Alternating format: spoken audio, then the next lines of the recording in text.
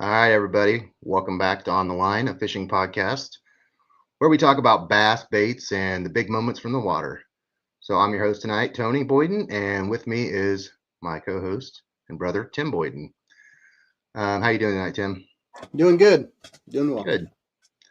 We're kind of the unofficial Kansas Kayak Anglers podcast and talk about tournament recaps, angler stories, and we're bringing back Rigged and Ready this week. So everybody enjoyed that last episode so much.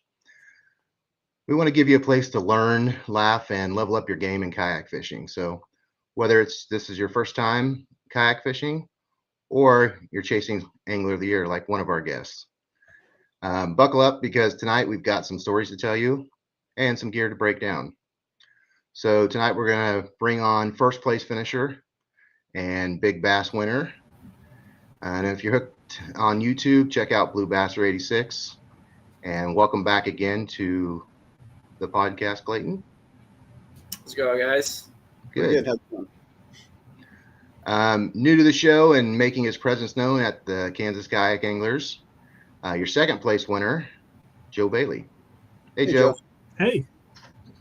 And in third place and back again, Mr. Shaky Head himself, Mark Pontuti. How you doing, Mark? I'm doing good. All right, well, thanks for hanging out with us tonight, everyone. And drop any questions, friendly chatter in the comments, because it's just about the show is just about as much about community as it is just about fishing. So make sure you show us you're there, and if you want, tell us where you're watching us from. Love to hear it. So as usual, I usually go through upcoming events. Kind of boring, but just want to make sure everybody knows what's going on. So I want to share some upcoming events for you. AOI and everything has been updated on the Kansas Kayak Anglers website, and that goes with ROI Rookie of the Year as well. Currently, Clayton's in first and Joe's in second for Angler of the Year, and I think Cole's in third, but I have to double check that. And Joe, you're also in the lead for Rookie of the Year, and Austin Clements is right behind you in second. So, so if you're into the Sunflower, the last event of the season next week at Shawnee Lake. Shawnee Lake's a fun little lake, so if you want to come out to that on Tuesday nights. The Konza Yak Bass League is having a tournament on September 20th. Council Grove City Lake, that's the smaller one, not the reservoir. And then the Wilson Lake Championship is October 4th and 5th. Hard to believe it's already that time of year again. Another season down, but we are going to have a barbecue Saturday night, and it'll be fun. We had some giveaways. Thanks, Clayton, for some awesome CNC custom baits added to that mix, and enjoy some good fish talk and barbecue. So we'll be posting some stuff on Facebook on that. And then as of right now, next Wednesday, September 17th, we're going to do another podcast where we're talking about on the kayaks, everything kayaks, buying guide kind of thing. Right now, we have a couple people scheduled. You have to wait and see who those are to come on and talk about their kayaks and, you know, buying their first kayak, their second kayak, and mistakes they made and things they've done. So check out, make sure you check that out next week. And Derek's got some popcorn. He knows it's going to be a long one. So is there anything else I missed on upcoming events from anybody that's out there? I don't think so. Tim? All right. Well, I'll turn it over to you, Tim. And all right. Talk about meeting some of the anglers or some of the anglers we've already talked to. Yeah, so. Clayton, Mark, thanks for coming back with us. And Joe, I think we're going to start off with you since you're new here, and kind of the first question, get into it, as basically, how did you start fishing? How did you get a love for fishing, and how did you get started in it, just in general? Yeah, well, I mean, my story is probably pretty similar to most people in the Midwest, but just fishing farm ponds. So I know in high school, me and some buddies were always just fishing farm ponds. A lot of them we had permission to be on, some we didn't. And then we we found a John boat for $75. And then I think that thing was pretty much strapped in the back of my truck all through high school. So where we got out of school or baseball practice, football practice, we were just always fishing with a couple core group of like 5 of us that were just always fishing. And then I remember the moment, like I was like, oh, fishing is going to be a big part of my life. I remember the first day I was out Texas rigging. I'd never Texas rigged anything before. I didn't know what that was. And I was throwing a Texas rigged worm, and I caught this huge bass. And at the time, I thought it was like the biggest bass had ever been caught. In hindsight, it was probably like 17 inches. But I remember that feeling. I was just like, oh, this is going to be, I'll be fishing the rest of my life. Like, this is incredible. So, yeah, it all started in high school fishing farm ponds and out of a $75 John boat. Nice. Very nice. Did your parents or anything have any influence in you going fishing? Like, or is it just your friends that in high school? Yeah, in high school, yeah. My buddies and I were always fishing, but really my dad has always just been a big fly fisherman, outdoorsman. Okay. And he was actually the one who got me interested in kayak fishing specifically. He was always going to like trade shows for hunting and fishing. And this was probably like 7 or 8 years ago. Hobie had a stand up at an expo in Des Moines, Iowa. And next to it was the club then was the Iowa Kayak Anglers, which doesn't exist anymore, but it was an awesome club. And so he was the first one to be like, hey, this could be kind of fun, this kayak nice fishing stuff. And so he kept bringing it up to me for like a year. And I was eventually like, okay, well, we'll give it a try. And then I got hooked on it. So luckily he had gone to that expo and was interested in himself, and then got me interested in it. And I've been doing it for 7 years now.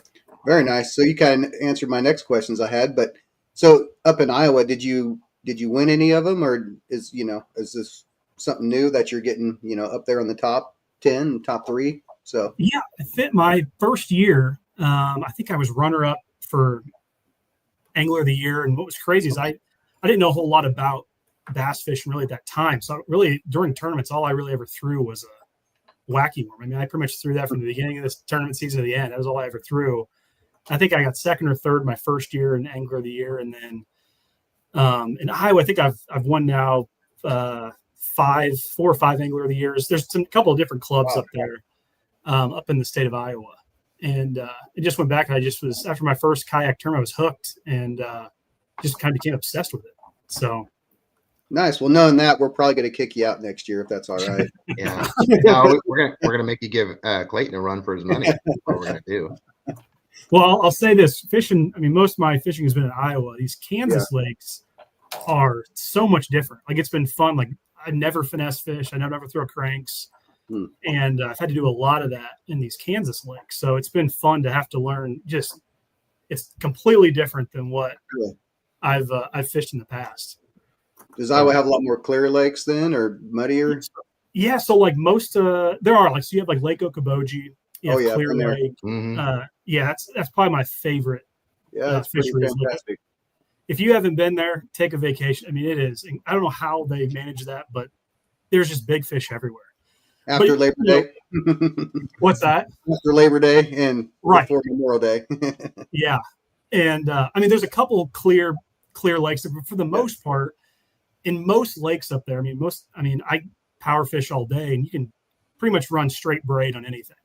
There's enough stain in the water where your line isn't necessarily a huge factor. In most lakes up in Iowa was mostly where I fished. And then so fishing over here in the Kansas side, where it's been much more of a finesse game, the idea of putting on those, leaders with, 10-pound fluorocarbon wasn't something I was necessarily used to. So it's been fun trying to, learn these new techniques again. Like, I never really finesse fish or really throw cranks. So it's been fun to try different stuff. Nice. Yeah. Very nice. So would there be any advice you give someone that's just starting out in kayak fishing, like tournament fishing? Is there any advice you give someone? Yeah, I would say just jump right into it. I know I dabbled in it for a while before I jumped into my first tournament. I didn't really feel like I was good enough to, compete in tournaments. So if I could give a piece of recommendation to somebody wanting to get in, just jump into a tournament. Don't go into the expectation that you're gonna win it. You set a goal. Hey, I don't want to come in last, and have that be your goal. And then don't get caught up in fish finders. Like, up until this year, I think I had a $99 Garmin fish finder. The only thing I cared about was water temperature and depth. So don't get caught up in having the fanciest fish finders. You'll get that in time, but just jump into a tournament. Don't worry about having the best of everything, and you'll figure it out as you go. All right. Sounds good. Well, should I hop into the questions, Tony? Yeah, go for it. All right, Clayton, we're going to start with you. How was your prep, and did you pre-fish for Perry? Yeah, I pre-fished like 3 or 4 weekends in a row because I haven't fished Perry hardly at all. I used to fish Perry all the time. Mm-hmm. But it hadn't been very nice to me the last couple of times I was there, so I kind of had just left it alone, I guess. I kind of wanted to get reacquainted with it a little bit, or try to, and so I kind of just bounced around different parts of the lake each weekend, and Derek and I were both out there just kind of bouncing ideas off of each other and what was, what we were thinking. And obviously it was working for him because he was catching them off for every week leading up to the tournament. Just, I guess it was the Kanza that he just whacked them in. Oh yeah, that's a good limit. I wasn't catching them like that. I had a couple that were like 16s, and those were the biggest fish I was catching, which they weren't bad. I was catching a lot of really nice, healthy, 14, 15 inch fish. But I couldn't find any of the bigger ones that he was finding. I lost a couple really nice ones, but then pre-fishing, I decided to go launch in the marina down by the dam because I'd fished the other side of the dam, the west side of the dam, the previous week in pre-fishing, and kind of with the conditions that we were supposed to have, supposedly it was going to be calm. We all know how that played out. And what little wind we had was supposed to be blowing kind of into the east side of the lake. And I didn't want calm weather when I was smallmouth fishing, so I thought I'd launch down there at the dam and the marina, see if I could catch any largemouth in that marina. I used to catch a lot of them down there, but the last couple of times I've tried, I can't seem to find them anymore. And I didn't do any good fishing for the largemouth. I caught a couple of them. Nothing that really got me very excited, but I did have one pretty nice one swipe at a glide, 2 casts in a row, and I missed it off one of those marina docks. So I kind of kept that in the back of my mind that if I needed a bigger fish, maybe I could go in there and get one to eat that glide. And then I went to the dam. I fished like 50 yards down the dam and caught a 17-inch smallmouth. That was the biggest fish I saw all of pre-fishing. And so I just left it alone after that. I went over to Slough Creek and dinked around over there, caught the smallmouth that was trying to pass a tube head, and that's the only decent fish I saw the whole rest of the day. Nice. How big did you measure that one that you sent us a picture of with the tube? It was pooping out a tube, basically, guys. It was just a tube hanging out. I think that one was 15 3/4. It was a pretty solid fish, but it wasn't a giant or anything. Yeah. But it was super, super shallow and some rocks kind of on a mud. So I'm sure you guys know what I'm talking about. It's the point across from the boat ramp in the camp boat ramp at Slough Creek campsite. That point across from there is mud, but it's got some big rock piles on it too. Yep. Mm-hmm. I threw up there in like a foot of water, and it took off immediately. And I set the hook, and my line popped off a rock. I can't believe it didn't just cut me off immediately. Yeah. Would he have had 2 tubes stuck in him then? Or what were you using? Yeah, he would have. Poor guy didn't learn his lesson. No. All right. Well, Joe, what about you? How was your prep, and did you pre-fish at all? Yeah, so my prep was pretty much using Google Earth. I think in the state of Kansas, I've been in a kayak maybe 5 times, so I'm trying to learn it as I go. So most of my research just came off Google Earth. I'm just trying to find, I didn't have any set spots, but I was just trying to find an area where, I was just kind of burning the banks. And I was just trying to find an area where there was just long stretches of stuff that I liked. And that was just kind of how I targeted it and knew how to figure it out as I go. So just, again, Google Earth is a heck of a tool. So just zooming in on stuff, seeing areas I like that, I kind of had familiarity with from fishing other lakes, stuff that I just visually looked good. I kind of knew what I would need to throw in those areas. So most of my prep was just Google Earth and having a general idea of where to start. And then just a little bit of online research. I try not to get too caught up in watching sometimes you go to like YouTube and you see, watch people fishing tournaments on there. But a lot of times I've had that burn me in the past because you'll see guys using, maybe like a spinnerbait or something like, oh, that must be the hot item. But that was just kind of what worked for them that day. So I didn't try to stay away from that and just kind of figure it out as I was there and just kind of on my spots that I saw on Google Earth. So that's how I prepped. Very nice. Mark, what about yourself? How was your prep? Yeah, I went out once like 3 weeks before the tournament. I actually saw Tony out there. We chatted for about 20 minutes. So I went out there and I was fishing around the Rock Creek Marina area. And I was getting a lot of small fish, except in one little area. I was getting maybe between 15s and 17s. And so I kind of put all my eggs in one basket in that one little area and thought, well, I knew the conditions were going to change in the next 3 weeks. And so I was hoping the fish would still be there. And pretty much that's kind of what it worked out to. I found fish, but there were smaller fish around that area. But there was one little section where I was able to get the 15s to 17s that I was able to manage to catch that day. So, I wish I had more time to practice, but I didn't. So, yeah, pretty much what I'd learned 3 weeks before is kind of what I used and hope for the best. That worked out for you. Yeah. So was that after I saw you that day you started catching those? Because yeah. I brought you good luck. You're welcome. Up until then, I'd been catching small stuff, and then as you went around the corner, they seemed to come up. And that's what I was finding in that area is there were pockets of times where they'd come up and feed, and you'd have 20, 30 minutes of feeding and catch a few, and then it would kind of die down a bit.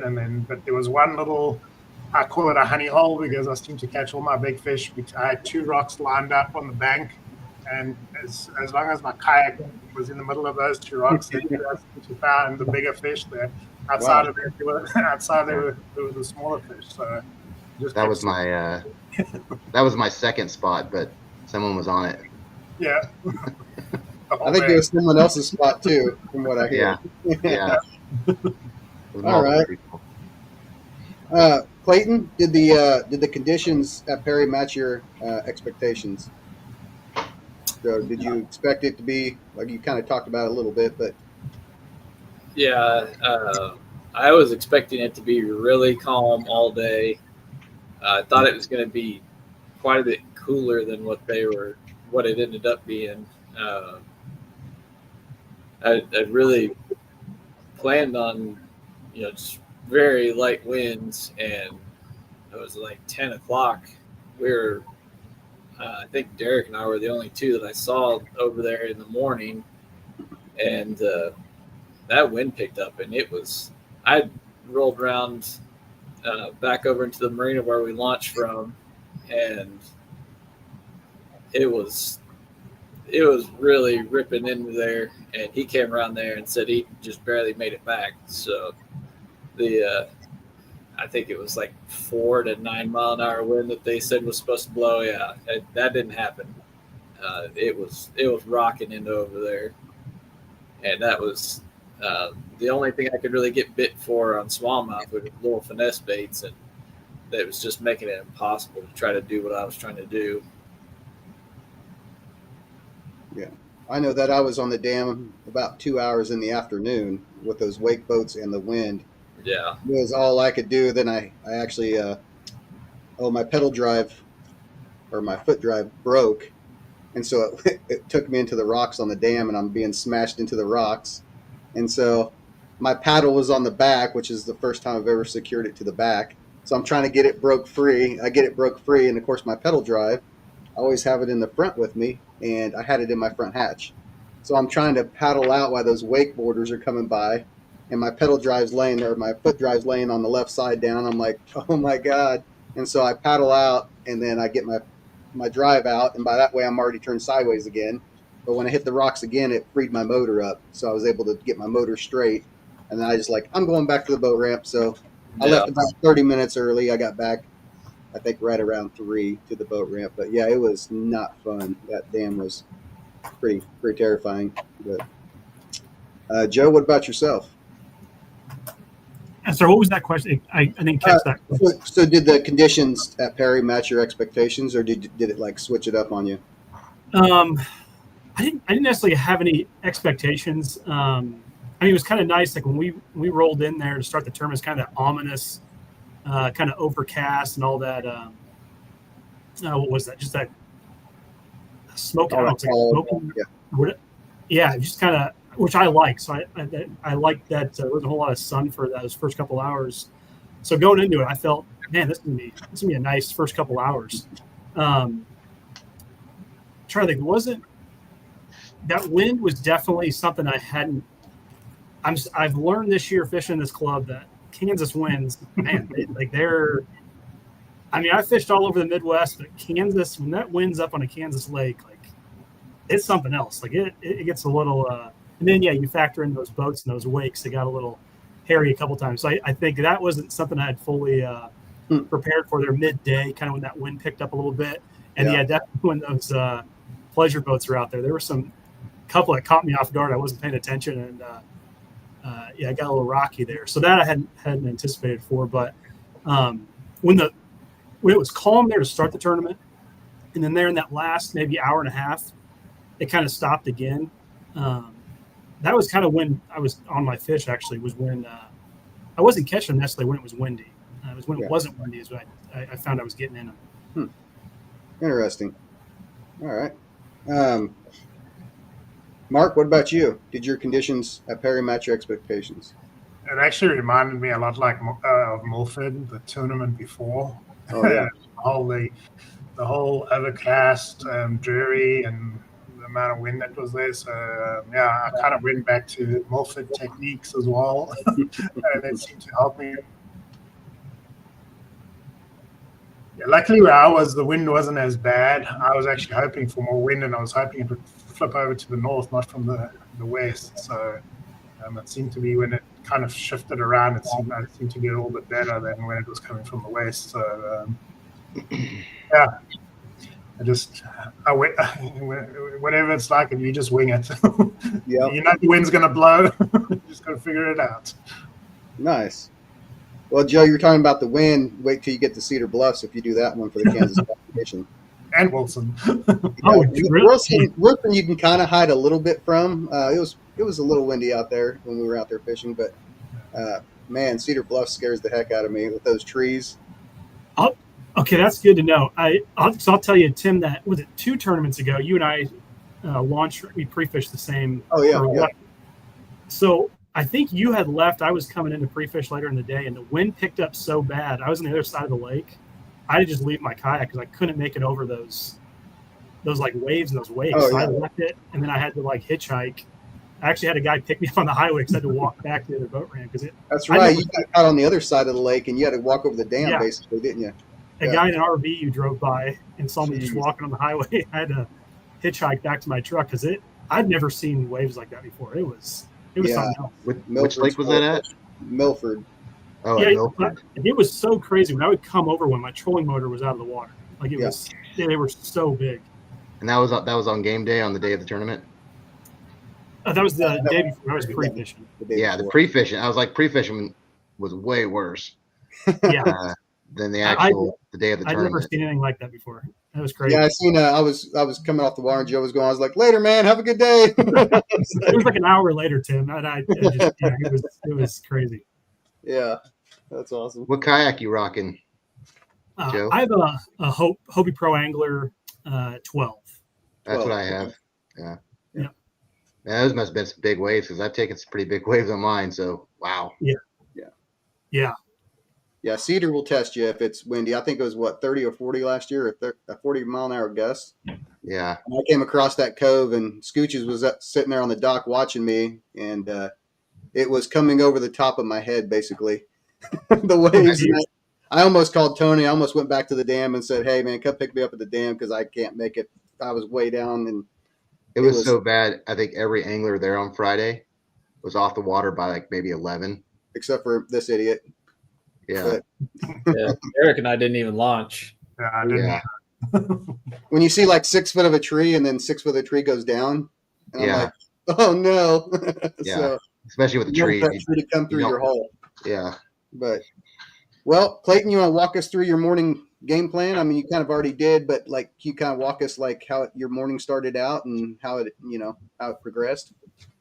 Yeah, like I said, Derek and I were the only two that launched over there at the Marina. So we were just both headed down towards the dam. We had talked about that the night before that we, hey, I'm going to the dam. You're going to the dam. Probably going to be other people down there. But there's no reason to fish right on top of each other. So we headed down there, and I started furthest over to the east side, and he kind of went down in a little ways. And I know that's he's fished down there before, so I wanted to let him have first crack at wherever he wanted to go, since that was kind of where he's been fishing at. And I started with a tube, and I think I caught a fish my first cast, and it was like 9.5 inches, and like everything I threw was getting snagged. I don't know why. I had one point during the morning where I think I lost 6 baits and 3 leaders in like 20 minutes, and I was more than a little frustrated.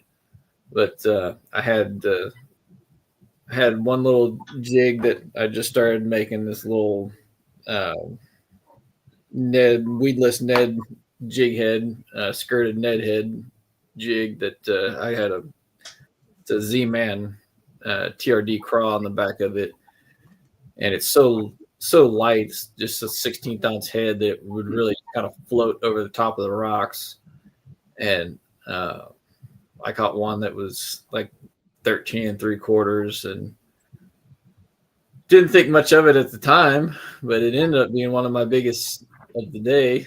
And I fished all the way to the outlet, and I had a limit. I caught a limit pretty fast, but that 13 3/4 was the biggest one. When I got to the outlet, I was trying to fish along the back side of that, making the longest cast I could with a tube, and I had a little micro finesse football jig that I make. It's a little 1/4 ounce football jig with a 1/0 hook, and I had a Mercury. What is it? The little Max Scent Ned bait on the back of it for a trailer. Nice. I hooked one and lost it that felt really nice back there. And my next cast back, I caught one that's 14.5 back there. And that was right after I caught that fish was when I went on that lure losing spree where I lost a tube. I lost both jigs. Then I lost the next tube I tied on, and then I lost the next jig I tied on.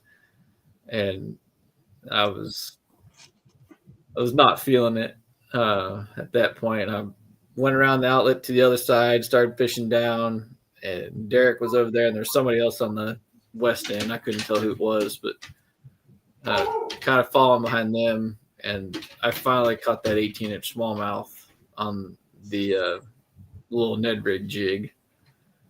It just felt good to finally catch a fish that was worth catching at that point in the morning.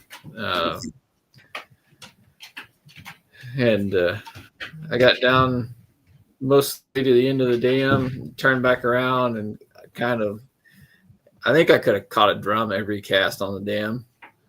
Pretty much every cast I was making, drum just thump a bait so hard, and then they're gone. And every time I'd be pulling, just thump and nothing. And I guess I got tired of it, so I put a little jerk bait on.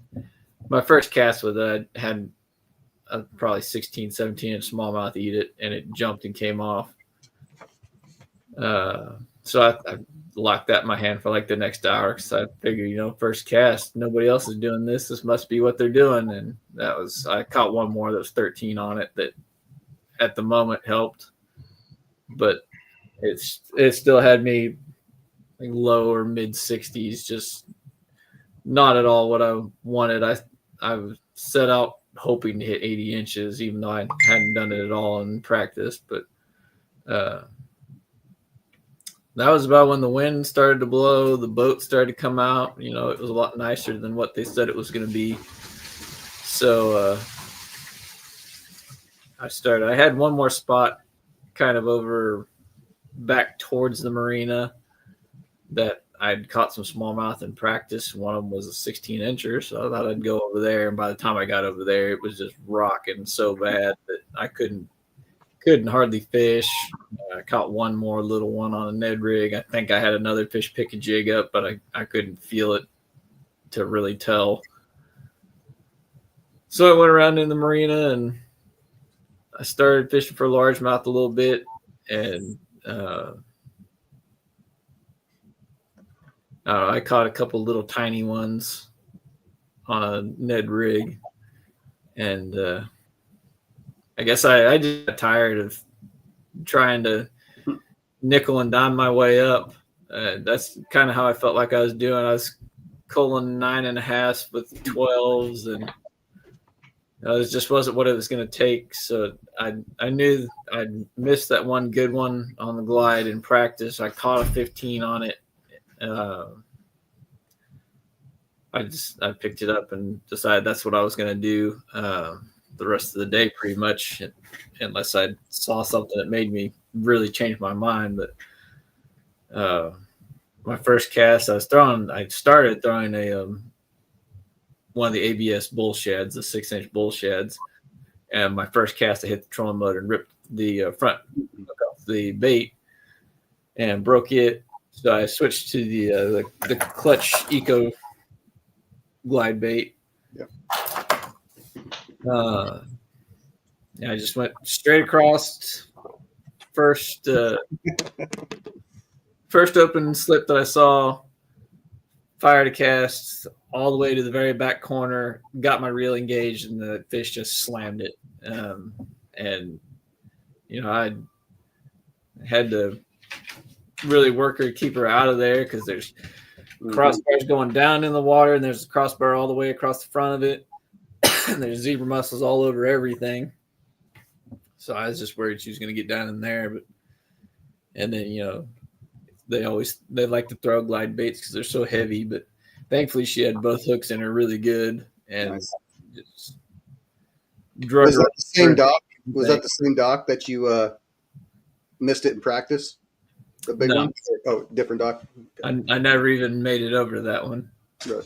After I caught that fish, I just started going up and down and working every dock.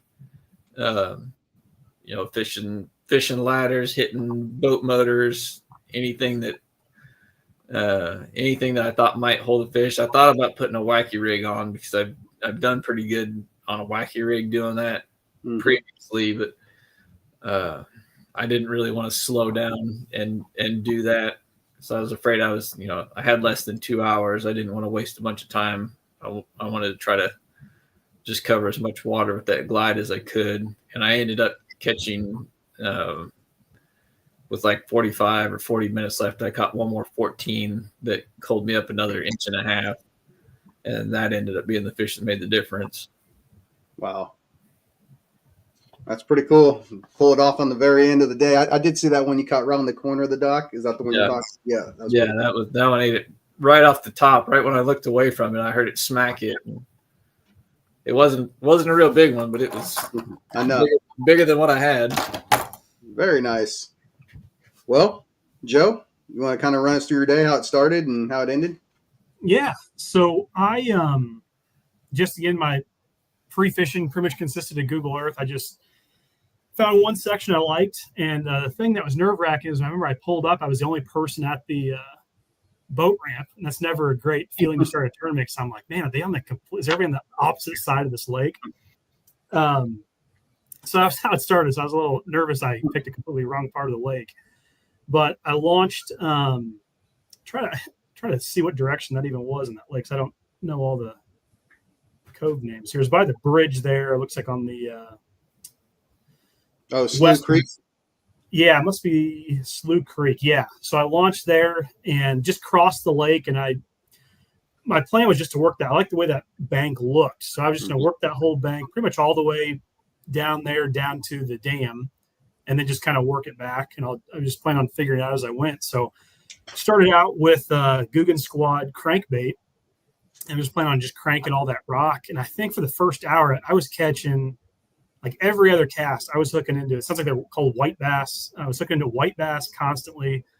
Caught a couple catfish, and I caught a drum throwing that crankbait for that first hour. I mean, it was like every other cast I had something on, just it wasn't a smallmouth or a largemouth. So eventually I got tired of taking all those things off, and kind of like Clayton was saying, I think I lost like 4 crankbaits in that first hour. So then I switched over to a bladed jig, which is what I'm more comfortable with fishing up north. So switched over to a white bladed jig, and that kept basically everything else off. And then caught 2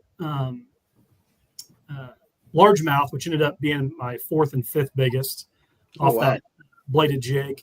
And then the heartbreaker one for me is I haven't smallmouth fished a ton in my life, but I know generally what a big one was, but I lost a monster smallmouth probably during the second hour. And I think it was just, those hooks on those bladed jigs are so big. I don't think it couldn't grab it. But that thing, I think, jumped out of the water 6 feet. And I mean, it was probably 18 to 20 inches.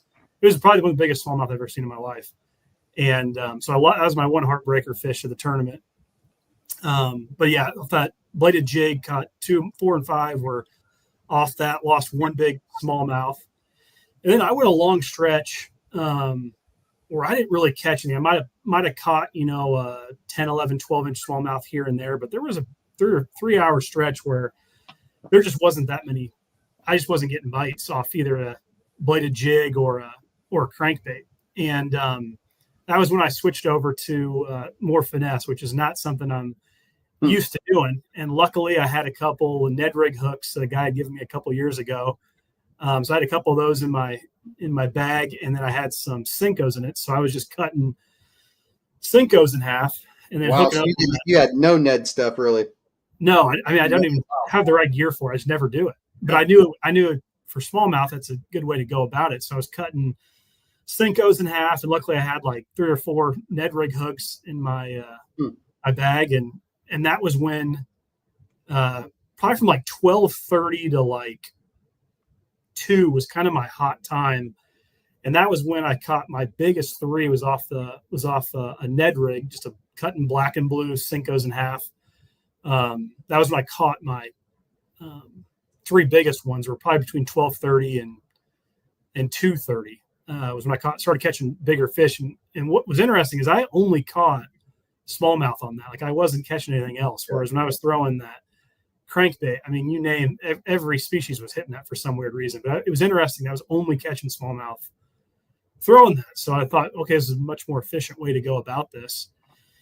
And one thing that kind of worked is I know there's not a lot of, my favorite things, fish and laydowns and trees, which there's not a lot. I'm learning in a lot of these Kansas lakes. But every now and then as I was going along, I'd see a big tree just on my downscan imaging underwater. And so whenever I'd see a big one, I'd kind of stop and just work a Ned rig through that just really, really slow. And that's kind of how I was picking them up, and anywhere from 8 to 10 feet. It'd just be like a random tree I'd see on my downscan imaging. I'd turn around and just kind of fish through that tree with a Ned rig. Nice. And again, just didn't know they were there. Just saw them during the tournament on my graph and just kind of worked those slowly. Yeah, that's kind of how my day went. Very nice. I wasn't expecting that chatterbait to work that well, so that's pretty awesome. Yeah. So, and the Ned rig on the fly, you can't beat that. So right, yeah. So I have I get why people love it now. So yeah. I'm starting. Well, you don't need to use it again. You'll be fine next tournament. So okay. I mean, you went old school. That's how they. Yeah, that's how I started with cutting those worms down. 2 to 3 inches. Oh, really? Okay. Yeah, that's exactly what they did. We were listening to Ned Keaty, kind of who the Ned rig's named after, and he was telling us that's what they started doing. Only I think they were using like a ball-headed jig versus like a mushroom style originally. But yeah. They still use mushroom up north. Midwest finesse at its finest, man. Yeah. Well, Mark, you want to walk us through your day? Sure. I started initially throwing a square ball crankbait for probably around 20 minutes and didn't get a hit. Fishing pretty shallow, like right on the bank to about 4 or 5 feet out. And after 20 minutes of throwing it, I thought, right, maybe I need to change to something else. And so I picked up a Ned rig, and the same area that I'd been fishing the square ball, I turned around, and I think it was the second or third cast, I picked up a 17-inch. About 10 minutes later, I got the second 17, and I think I got a 15 and a half within like 30 minutes. And I thought, man, this is awesome. And then it died. I didn't get another bite for about 3 hours, 2.5 hours. Picked up a few small ones, 8, 10 inches and stuff. I think around 10 o'clock, I think I got my next 15-incher. And then it died again. So I thought, all right, maybe I need to leave the spot for a little bit. And so I headed off, and for about an hour and a half, 2 hours, I tried a few other spots. And I think around 1 o'clock, I made my way back to my honey hole and started fishing there as well. But I moved a bit deeper, and I started slowing down. And as soon as I went deeper and started slowing down, I started catching fish again. And moved over to a shaky head at that stage. What I realized is if I caught one on a green pumpkin worm or something, I would have to change to a different color. Really? And if I carried on using the same color, I'd get one and then not get another one. But as soon as I flipped colors within a couple of minutes, I would normally get like a second or third fish after that. So kind of that's what I did is I started slowing down, I was fishing probably about 8 to 10 feet of water. And I think I schooled a largemouth came up, and then that's when I got the other two 15s. Oh, wow. And then the only one I lost, I'd been catching a ton of drum as well throughout the day in that area. And I caught I think the smallest one was my 15-inch largemouth. I caught that, and next cast through, I'm getting used to now if I catch on a shaky head one fish, if I take the picture and I throw exactly the same cast, I'll get a second one. So I did that, and I got a hit, but it felt like a drum, so I didn't hit it as hard as what I normally would, and I got it to the side of the kayak, and it probably looked like, I think it was maybe the 16 and a half that spat the hook out right next to the kayak. So, but yeah, it was kind of, I had to slow down, and I had to get deeper to get bigger fish, and as I said, it was just pockets of feeding times. Those fish would come up, they'd feed for 20-30 minutes, and then they'd disappear, and it would alternate between largies and smallies. Really, if you caught one largie, you'd catch 5 or 6 other largies in that group, and then they would disappear, and then smallies would roll on through. So it's kind of interesting. So a couple other questions for you. Do you have forward facing on your kayak? Nope. You don't. So you didn't actually see them in front of you.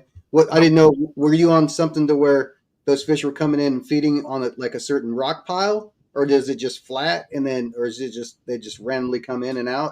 I think it was a bit of a hump, and they would congregate around that little hump because depending on which way I was facing that area, I'd get stuck pretty bad, and it looked like there was a hump where I was, and I think they would come up around that hump and maybe hang around there while they were feeding and ambushing. There was a ton of guys around me that were fishing for crappie. They were fishing deeper though, but they were slaying the crappie around me. Like on just about on every cast, the guys, I could hear flapping fish around me. So, and when I got there in the morning and I was like scanning around with side scan and down scan, I could see there was a ton of bait fish and a ton of crappie in that area. So I knew there was going to be fish around there. But at about 8:30, I did take a bit of a stroll around there with the down scan and side scan, and I noticed there wasn't as much bait fish around. So I think as bait fish were moving through that area, they were following, and as I say, then they would start feeding in those pockets of time. So there was definitely something that was keeping those fish in that area. And it just seemed to, I think it was just their feeding route, and I was in the right place at the right time when they came up. All right. Well, what kind of shaky head do you use? What kind of weight? Like quarter ounce, 1/8 ounce, or 16th, or No, I use like an 1/8 ounce, and 1/8 ounce. sometimes up to a quarter ounce. It just depends on how deep. If I'm fishing shallow, I'll probably use the 8 ounce. But if I'm fishing in probably 8 to 10 feet of water, I like using the bigger one because it keeps it on the bottom more. Mhm. I find keeping it on the bottom and slowing it down, that seems to help with the shaky head. I alternate between two different heads. I use either the ball style head, or I use the SMK. Actually, there's a shaky head by Z-Man. I can't remember, SMK. I think it was SKM or something along this. Shaking my head. But I find when it's very rocky, I get stuck a lot more with that one. So I find the ball head doesn't get stuck as much, or if it does get stuck and you flick your line, it will sort of pop it off a lot easier. So I don't get stuck as much in rocky areas. So Okay. I kind of alternate between the two of them depending on what the structures. Depends on how stuck I get. Yep. The Z-Man shaky head has got a better action. It looks more like a baitfish swimming through when you use it, whereas the ball head has a bit of a different action. But yeah, I alternate between the two, especially for smallmouth. Okay. Very nice. Well, Clayton, if you want to give away some juice, what colors were working for you that day? The jigs I use are almost always the same color. They're just A little brown, bit of chartreuse and brown. brown, a little bit of orange, a little bit of chartreuse. Okay. I don't alternate my jig color very much. Probably not as much as I should. And then the clutch is just the Shad. just shad pattern. I can't remember what exactly. I think it's green gizzard shad. I was catching them really good on a tube in practice on just a green pumpkin tube, but I think I caught that first cast smallmouth with it, and that was the only fish I caught on it all day. I caught quite a few on a 4-inch white Senko, just a weightless Senko, but they're all little tiny fish. The little jerkbait I was throwing was white, and they were. Yeah. First one ate it. I thought it felt like it ate it really good, but it didn't eat it good enough. And I had a couple other fish eat that, and they fought really good, and then they would just pop off. I assume they were white bass, but I never saw them, so I don't know for sure. But yeah, the green pumpkin was anything green pumpkin or brown was working really well for me. But it sounds like most any kind of dark natural color was working pretty well. Mm-hmm. I was using a lipless crankbait, just a Berkeley little lipless shad, and in practice I actually caught a couple of 15s with that, but just randomly. And then the dam, I knew that dam is absolutely horrible with eating lures, so I put a 16th ounce tube head in mine so I could float over those rocks. And I saw another fisherman down there. He was fishing out from the dam. I was fishing in toward the dam, trying to float it over those rocks. And I got a 16, I think, and a 14 there in the afternoon off the dam. But man, it was rough. It was rough fishing. So, yeah. Well, Joe, you want to give away any juice? Yeah, the colors for my crankbait and bladed jig they were both white. So I threw all white cranks, all white bladed jigs. And then when I hooked up the Ned rig, they were just black. I was cutting black and blue wacky worms, Senkos in half, and I was using black and blue for that. So on your bladed jigs, do you actually put a trailer on them? I do, yeah. Okay. I didn't know. Some people like trailers, some people don't. Didn't know what you prefer. I lost some big fish without a trailer, so I always run a trailer now. I think it's a Hayabusa makes a really good trailer, and you can actually put a little piece of black rubber on the bottom and on top, and it kind of keeps it in place. And they make a heck of a hook. Clayton, what about you? Do you use a trailer on yours? Never.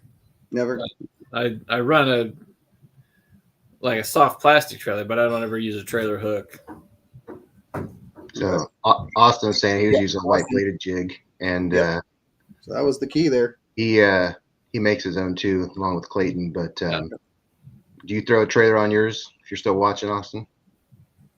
I caught some fish. I was catching some fish on a bladed jig too, but not enough that I really felt like keeping it with me. But that's like Flint Hills when we did the championship out there. That was what I caught like all of my fish on, including that one giant. So that was the blue one. Yeah, that was a pretty good tournament for you. I can't remember. Did you win that one? Clayton? Yeah. Did you? Okay. I figured with the 22. Yeah, that was. Well, I threw that. I guess I had a couple fish dragging a swinging football head with a creature bait on it too later in the day, but I'd pretty much won it just throwing that blue bladed jig in the morning, and I could have just put it on the trailer after that. Yeah. I mean, when you catch a 22-incher first thing in the morning, it helps. And I believe you lost a big one right before that. How big do you think that one you lost right before that? Because I remember you set the hook and it came out and it was a monster. Yeah, I lost another one that was probably 18 to 20. Yeah. But I think I lost a couple that were in that 18, 19, 20-inch range that morning. One was on that blue bladed jig and another one was on a blackhead spinnerbait because we'd started so early. I brought that moon talker spinnerbait out there, and I caught one of my keepers on that too. But yeah, it was they were really eating that blue bladed jig really good. Nice. And Joe, did you want something to add to that? You were saying something, I believe. Oh, you were just talking about about the trailers. Yeah. Yeah. I mean, for me, it I like the heaviest one I can get just to get it down quick. I mean, there's a couple I know, like the Gary Yamamoto ones. They tend to sink really fast. Or if it's super shallow, I know Z-Man makes one, and because it's so much more buoyant, it just stays high up in the water. Like the Bizz. Yeah, so I fluctuate deeply between those two. Okay. Yeah. Well, Mark, what about you? You put a trailer on your shaky head? Yeah, 7-inch zoom. Do you ever throw a bladed bait? It's one thing I wish I had more confidence in, but I don't. I'll rather pick up a crankbait and throw a crankbait over throwing over a bladed jig. I've tried it. I've caught a few fish on it, but it's just not one of those. It's as stable in my arsenal. Nice. Well, do you want to give away any juice on colors, or it's up to you? Yeah, I pretty much throw two. If I throw plastics, it's normally 3 colors. But this tournament, I just threw 2. It was either green pumpkin or it was Junebug. Those are the 2 that I alternated. I noticed that the water was a lot more stained in the morning, and so typically, if it's clear, I'll use more green pumpkin. But if I see stained water, I normally prefer using more the Junebug color. And yeah, those seem to both be working. There wasn't one that was better than the other. I would say I think they'd seen my lure so many times that I had to shake them up every couple of casts. Yeah. And so they got confused. Nice. Yeah, Tony, what about you? I was saying I was stuck to blue pretty much, and then or black and blue. And I did catch, I think, my 15.5 smallie on a green pumpkin finesse jig. And then it broke off because I, just like all of you, it wasn't as bad for me. I was trying to stay out of the rocks a little bit more. But I did do the Kanza Bass League, and I think I broke off 7 leaders and had to retie on. And so I honestly stayed away from that spot because I was so sick and tired of tying on bait. So I was actually a little gun shy of getting it stuck in the rock. So I only lost like 1 bait all day, but I also didn't win. So maybe I should have not been so gun shy. So I need to rent a scuba suit and go around all these rocky points and be a millionaire. Oh, yeah. Maybe drag a big magnet. I'd say I'd drag a magnet, but I'd probably get that caught too. Well, I think we kind of covered, about the next one. Did you have a goal come in? I think we kind of covered that. Basically, do you guys have any stories to add about losing a big fish during the tournament? Anybody? Clayton? Getting almost capsized by a big boat or something. I lost one that felt good on the backside of the outlet. That was really the only one that I felt like was a good fish that I lost. I had one that I'm pretty sure was going to be a good fish. Pick the little finesse jig up and run with it for just a second. I dinked around with it too long trying to decide whether it was a fish or a rock, and just in time to feel it let go. The one that jumped through that jerk bait, that hurt my feelings a little bit because I got to see that one real good. I didn't really have any problems with the wake boats or anything. There were some people that were out fishing that were not being super considerate, but anymore, I'm so used to it because they just pull right up on top of you. I was fishing to the outlet and had a bass boat pull up, and they went straight to the outlet, went way inside of the keep out buoy, so they were almost touching the side of the concrete. Oh my God. And I saw a boat like that in practice too. I guess, I mean, I don't know. I guess maybe they don't enforce it. I know out at Wilson, they'll track you down to your campsite if you get close enough. At least that's what they did to me last year. They decided I was closer than they like and found me at my campsite later that night to holy cow, tell me that I was getting close to the edge of the buoy. Is there buoys out there at Wilson? There is. Yeah, there is. And I was like 6. I was fishing the outlet, and the guy, I saw him stop or slow down up there on the road above the dam, but I was spot locked outside of or right along the edge of the buoys, and he asked for the tournament director's name. He wanted to know if we knew all the rules for the lake, if we had our permits and all that kind of stuff.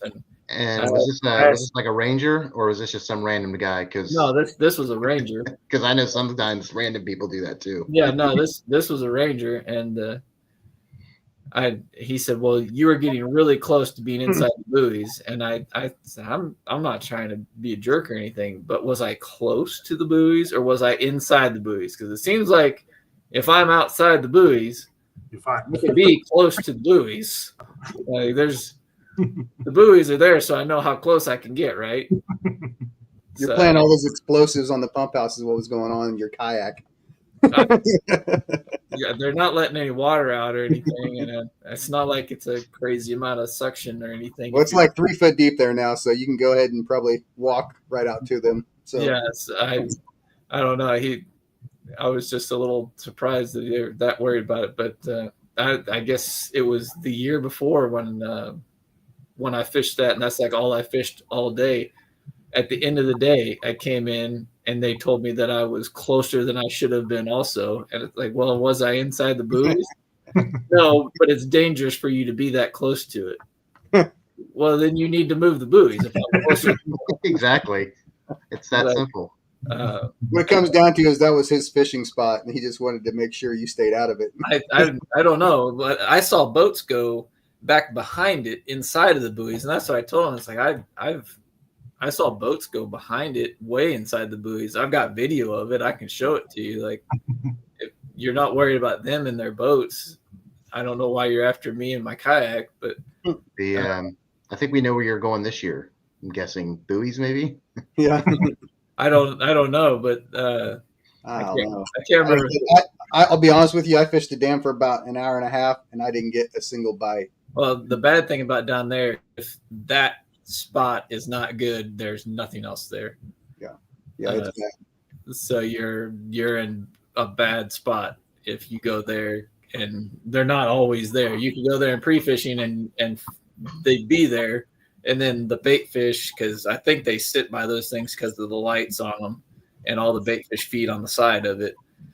But if the bait fish leave, the fish aren't going to stay. So I'll tell you what I did do, though, is I went along the whole dam and I put my Panoptics out and marked every single rock that looked different and out of place. Yeah.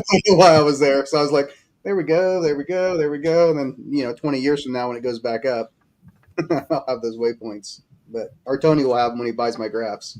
Yeah. Like he has on the last year's. Don't look at Wilson's, by the way. Last year's, though. Oh yeah. No. I All bought my waypoints at Wilson last year. I bought his old graph. I forgot to clear it. Dang it. All of the Perry waypoints that he had on there were on there for this year. Yeah, appreciate Although that. I'm really bad at looking at waypoints, and I never look at my map hardly at all on my graph. So I was like, he's like, "What you looking at all my like after pre-fishing? You looking at all my waypoints?" I was like, "Nope," but I'm going to now. I mark them all the time, and then I never remember to look. Yeah, me either. Well, Joe, what about you? You have any interesting stories or boater stories or anything like that kind of? Yeah, I mean, I guess for me, just losing that big, that's probably one of the biggest smallmouth I've ever seen in my life. That one, and again, I think they just can't get their mouth around that chatterbait. And then I don't know if there was a boat tournament that day, but there was 3 times I was very clearly working the bank, and they cut me off like about 3 days. I mean, they were nice. I think I've never had that happen. So Yeah. what's that? I've never had that happen to me before. Yeah, it was like 3 times. I just from a distance, they must think I'm just sitting. I don't think they knew I was working it and going down. So I'll give them the benefit of the doubt. But there was 3 times I got cut off like really close by a couple bass boats, but that was all right. But yeah. All right, Mark. My interesting story started right at the begining of the day. So note to self, make sure that before you launch your kayak that you make sure your remote control actually works. So I had my XR3 and I changed the batteries like 2 weekends before. And so I dropped the motor down and I was trying to press buttons and it wasn't working. And note to self, don't press the speed button by mistake too many times. Shoot. Because the next minute my motor did come on and it turned 45 degrees and it ran all the way up the bank and I couldn't switch it off. So I grinded about 2 inches off my trolling motor prop before I could actually grab behind me and actually hit the kill switch on my battery. So that's the interesting story. That's how my day started on Saturday. Was my kayak going halfway up the launch ramp, grinding, sitting there for like 30 seconds, grinding the ramp, and I'm trying to switch off the motor. But the rest of the day went fine after that. Did you get the batteries fixed? Actually, luckily I had a spare remote, so I resynced my spare remote, and that one worked perfectly. And Nice. that was good after that. I always keep a spare remote in my backpack, and Same. Yep. So that came in handy, and the other part was remember where you put the screwdriver, because I got one of those. It's not a Phillips. I got like it's called a 6-in-1. T. It's like a metal thing that you attach to the back of the remote, so it's more sturdy and thing. Oh yeah. It's got a weird screw head, and I'd put it in my life jacket pocket a couple of weeks because I had problems with the remote and I just had to loosen the screws a bit and then it started working again. Well, I went through my toolbox and I went through my whole kayak trying to figure out where I had put the screwdriver. And then at the end of the day, I was like looking through my life jacket and I said, I'll put it in here just in case I ever needed it. So, I think it's a torque fit. yep. Tony, what about you? Did you have any weird stories? Troy and I went to the same point. Oh yeah, you fought it out. Everybody knows the point that everybody knows, and he was on one side way over here, and I was on the other side way over here, and we were kind of chatting back and forth about 5 to 10 minutes before the tournament started, and this boater cart starts creeping up on us, starts getting closer, and he was nice enough Troy was to say, we're getting ready to fish this point. He goes, the boater was like, you two were talking, so I figured you were just having fun kayaking. Well, we've got like 8 rods sticking out of both our sides. We're like, the tournament starts in like 7 minutes, so we're gonna start fishing this, right? So, like, he was just creeping right in, right in front of us. Like he was aiming and going right in front of us where we're sitting off this point. So, Nice. but yeah, that was about. Do you want to tell your story, Tim? Or you're good? I don't know. It was pretty rough. Yeah. No, Well, I had a big deep V Lund on I was fishing the Arrowhead point, the big one on the west side, and I was coming across from the other bank, and the guy was sitting there for like 15 minutes just fishing, and I was doing like 6 miles an hour in my kayak, like heading straight for this other. I was like, well, he's fishing over there. I'm going to fish the left side. So I'm cruising in there, and I see him take off because he looked over and see me coming. So he takes off and he goes like this, and he wakes me. Like he said, he was 200 yards away. He was about 75 feet maybe, and he goes like this right in front of me and just stops right in front of me. Oh. Well, I had a few choice words which I left out of my video, but I wasn't very nice what I said to him, and I was more mad that he waked me, and so he turns around, well, you got my attention now, and so I was like, I didn't have your attention when you almost flipped my kayak, did I? I said, it's not worth killing somebody over a walleye, and basically we said a few words, and then he does the old jet ski thing and tries to wake me again. He goes like this and turns and tries to put a wake, and I'm like. So, like I was telling Tony, I said for the next 15 minutes, I'd say, GoPro, start recording. And so I'd be recording, like, yeah, I'm fishing this bank, I'm using whatever, this tube. And I was like, that's stupid, and blah, blah, blah, blah. And then I was like, okay, GoPro, stop recording. And then I'd GoPro, start recording, and I'd throw out again. And then I'd be like, I can't believe that guy did that to me. Like, I can't. And I'd be like, GoPro, stop recording. So I was like, there's a bunch of goes, stop and goes. But, yeah, it was a very interesting day. You just got to relax, but that one kind of torqued me a little bit. So, Tony, I'm going to turn it over to you, the rigged and ready. Yeah, before we do that, real quick, from our few people watching right now, if you got a funny story you can throw in a short little text or in the comments. And then also, what are your bets on who's going to take Wilson Championship? Oh, so I'll ask you guys. We always ask this, and you guys got anything? Anybody that'll be a key player at Wilson? Clayton? It's pretty hard to bet against Matt out there. It's a good one. Yeah, he just won it.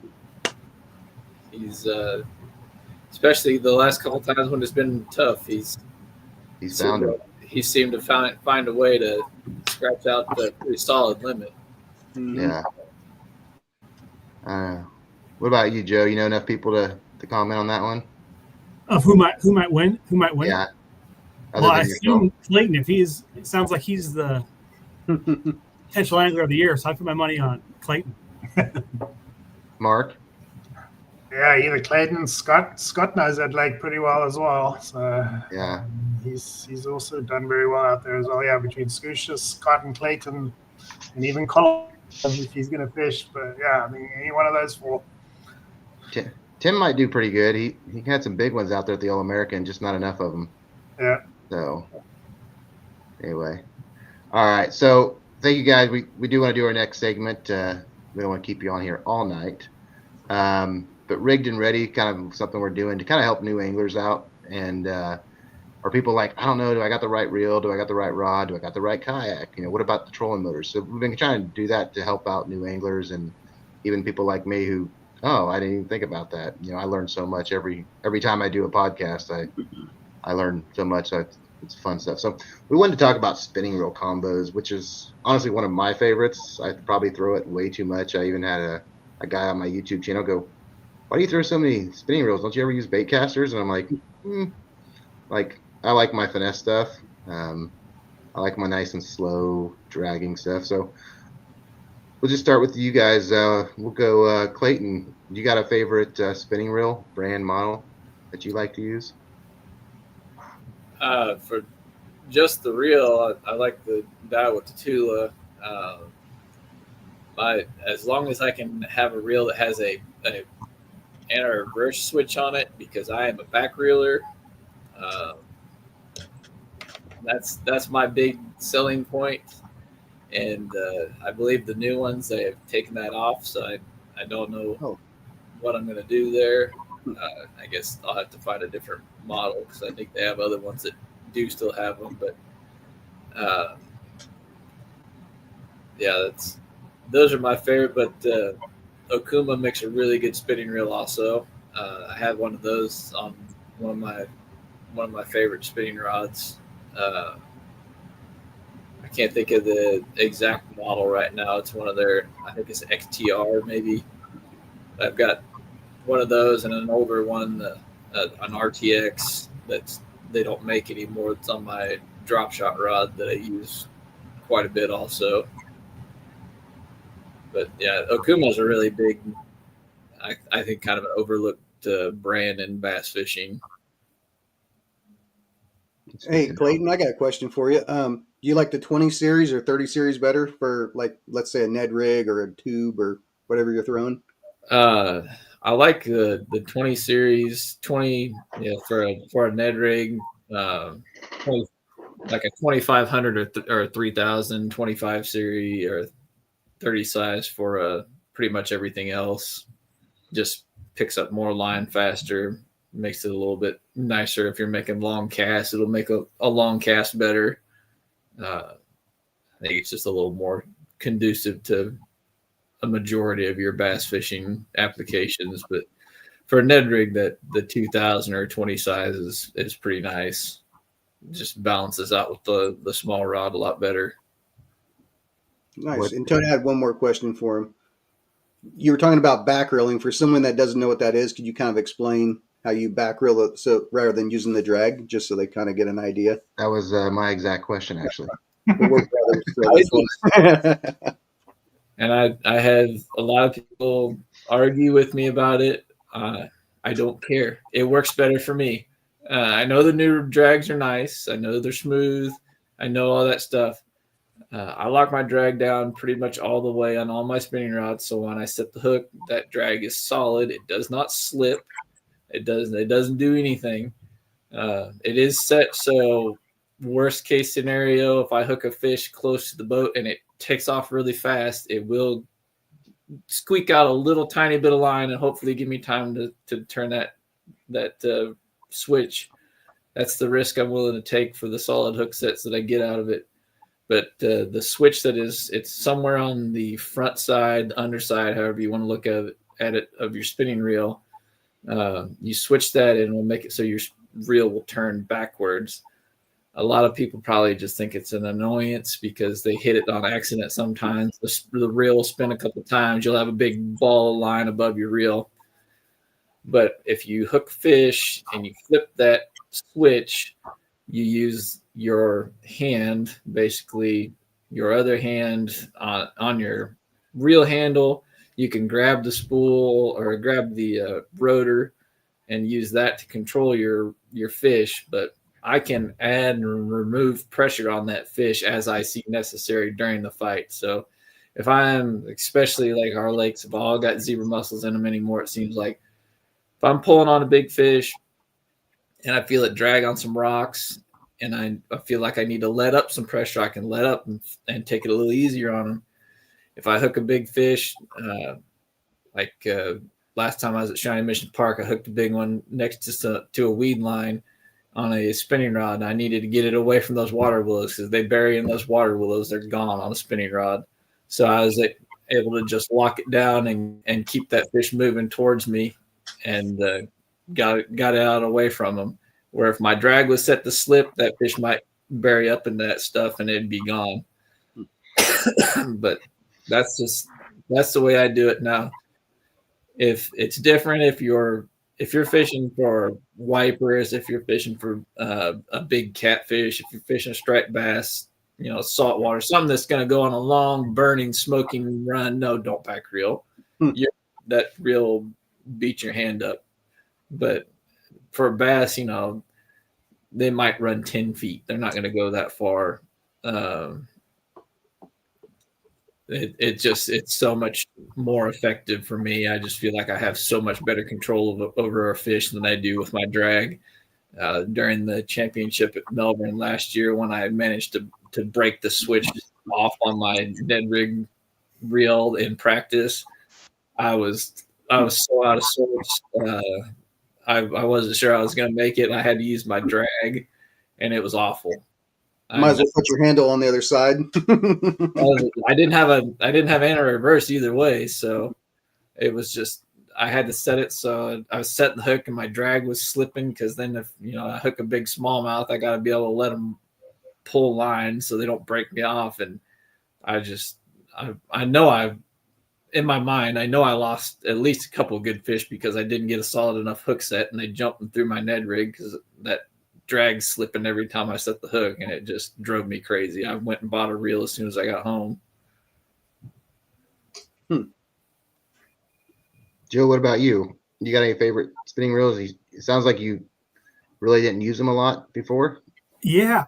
So, well, I've always had one in the boat with me, but yeah, most of my rods are all baitcast rods. But for all of my reels, whether it's spinning or baitcaster, they're all flugers, and for a couple of reasons.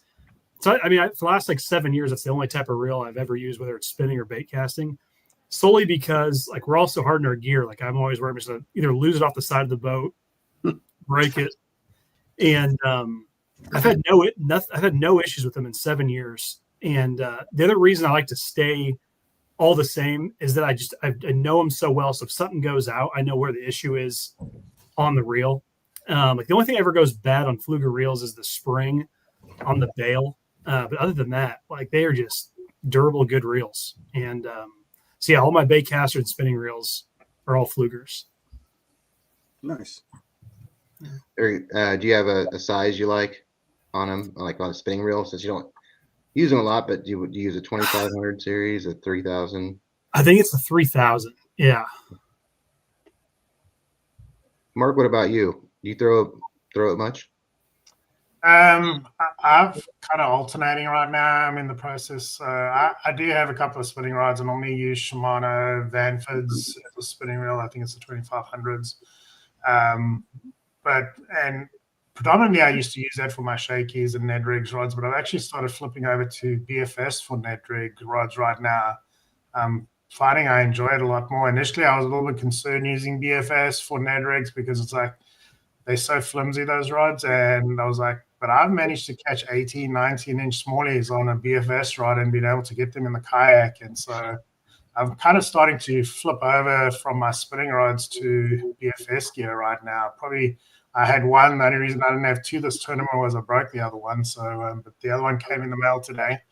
And then my shaky heads, I'm actually starting to fish with baitcaster as well. I use Phoenix feather rods, most of my rods, and so I normally have one. I used to have three spinnings. I'm down to one now, but I'm alternating it between BFS as my baitcasters to sort of supplement stuff that I used to use with the spinning rods. The spinning rod's fine is if there's not a lot of wind. I find when it's very windy, that wind, I get a lot of wind knots and in the line, and kind of you get the big curves in the line. Whereas if on the BFS, especially, I can cast that a lot lower to the water and a lot more direct. I don't get as much wind blown curves in the line. So that's part of the only reason I've actually started moving over to the BFS stuff is because of that. It doesn't drag through the water as much during our windy days, and we've got winds just about every single weekend. So Yeah, part of the reason why I flipped over. So Clayton, well, for me, I actually started using the Shimano Vanford. And I just, because I throw it so much, it's so lightweight. I usually use a 3000 series for pretty much everything. I think I have 3 of them now. It's all perspective, but they're not horrible on price.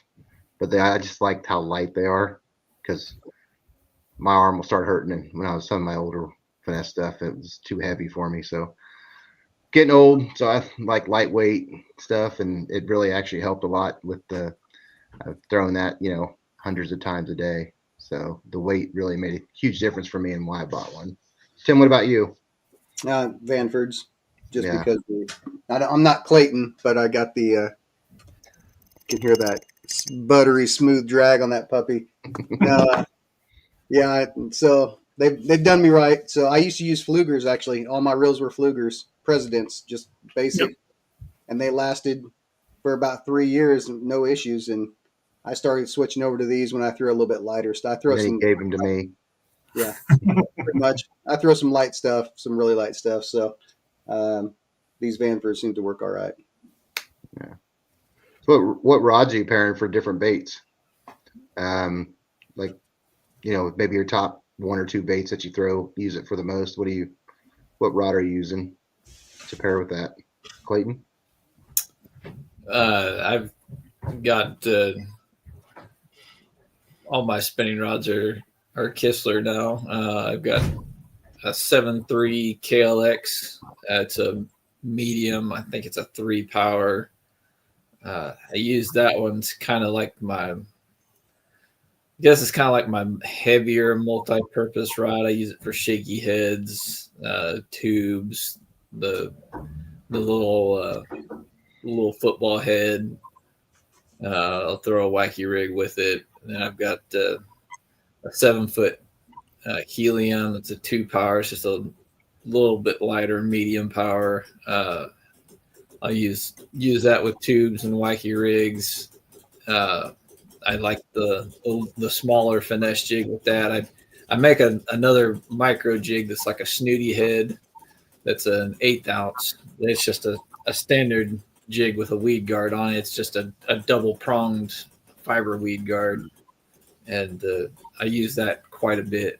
It's kind of my power Ned rig, but it fishes that really well. And then my 7-foot medium light Kistler helium that I use for my Ned rigs, and I've caught a ton of fish on that. The biggest fish I've ever caught, I caught on that rod actually, but that was I guess just this last winter. But use that down Texas? Is it down Texas, or is that here in Kansas? Biggest fish? No, that was the blue cat I caught at Lacine. Oh, gotcha. Yeah. Wow. Impressive. Yeah. I'm going to have to look into that. It was 75 pounds on a Ned rig. So, Clayton, I got a question for you for the people listening. Are you going to sell those on your website, those new jig heads you're working on, or is it just the prototypes? Yeah.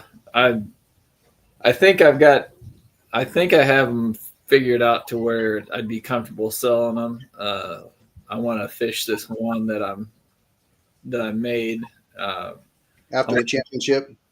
No, I think I haven't done before then. But I got the weed guard, or I have the keeper on it now because I was fishing it. The one I was fishing in the tournament didn't have a keeper on it, but now I've got this keeper on it. Nice. So that trailer will stay up. Nice. You can pull on that, and the trailer will stay up all day. You won't have to keep re-rigging it because every cast I was making, I was having to push because it's just an EWG hook, so I kept having to put my trailer back up on there. But that way, it's there's no weed guards. You're just kind of like Texpose rigged that trailer, and it was pretty hard to tie. They're not easy. But send me a picture of that one. I was like, yeah, that's got to be not easy to tie. Yeah, it's not awful. It's not as bad as I thought it might be. But it's not as easy as a regular jig, but I think it's gonna definitely be worth it. I'd use those other little jigs. The bad thing about the little micro jigs that I do is I have to have fine cut skirt material because they're so small that if I tie a standard skirt where you've got basically a top layer and a bottom layer and they're both the same length, I can't use regular skirt material because it'll just stick straight out and they won't sink right. They'll just they almost float in the water. But these, because it's like a finesse cut skirt where the top part's cut short and then it just has a bottom layer, it allows it to sink normally in the skirt.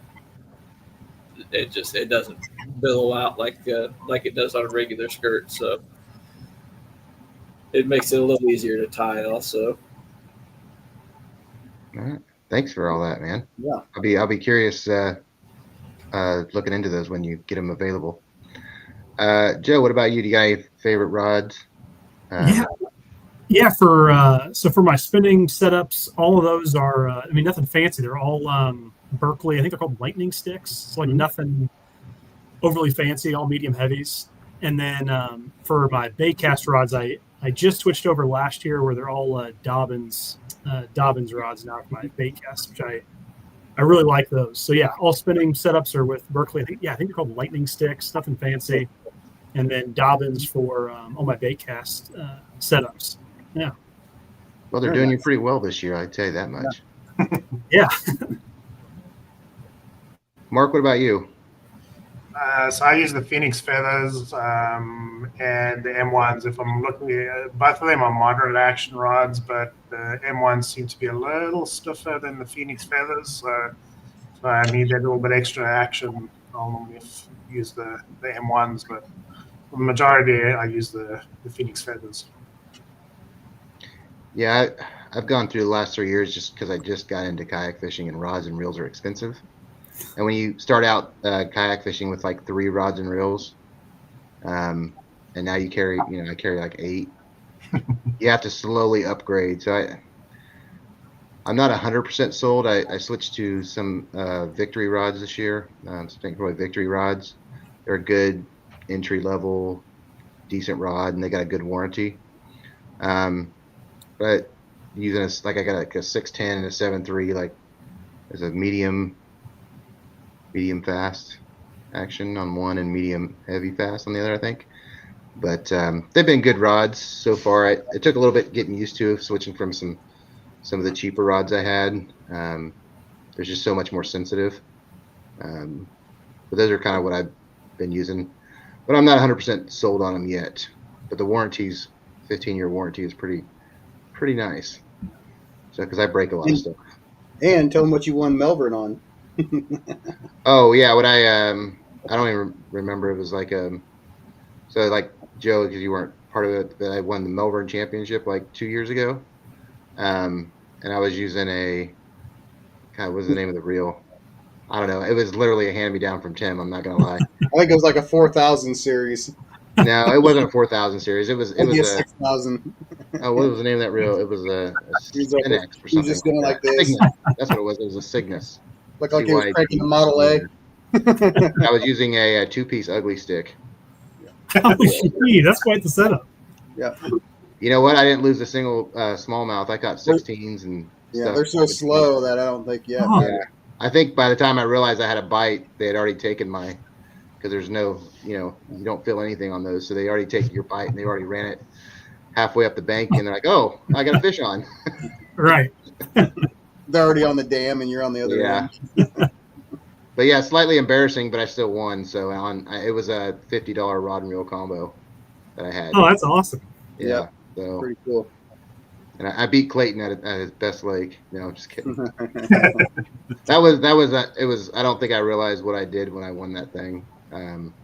It's still unbelievable, but because I just got into tournament fishing and I'm not like, I didn't grow up like fishing all the time, all that stuff. So I was a fair weather fisherman. Like most of my life, I had 2 rods and reels. That was about it. So that's interesting because I always think about this. Every now and then, a couple times a year, there'll be somebody win a tournament. It's like their first tournament, or it's like their first year doing it. And I always wonder sometimes if that works to their advantage because they're fishing areas where people aren't going, and they're fishing unpressured fish. And so there are times I think when you guys are newer to the sport, I think there are tournaments that actually works out for them because they're just going to areas that nobody else is necessarily going to. Yeah, he was actually fishing the outhouse out there in the parking lot. And I don't know how many caught that many fish, but I said that's the wrong kind of brown fish, Tony. I have Tim as a mentor. That's how I won. Oh, yes. Oh, I mean, nice. seriously.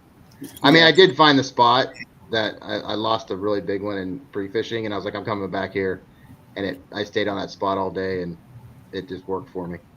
So, but yeah. On just you fished just one spot the whole tournament? I mean, it was a stretch of bank, but I pretty much caught every fish in like a stretch of bank that was probably maybe 100 yards long tops. 2-day tournament. Oh, that's awesome. 2-day tournament, the whole 2 days. Wow. Huh. Yeah. The good news is he was up about 1:30 in the morning pacing back and forth that night when I stayed with him, so that was nice. Yeah. I was about 6 inches ahead of second. on day one. And so I Yeah, was like, Clayton okay. made a hell of a run, though. I can tell you that. The second Yeah, day. Clayton gave me a run for a man. I think he had 84.5 inches on day 2, and I Oh had 80 wow! or 83.5. I can't remember what you had, Clayton, on day 2.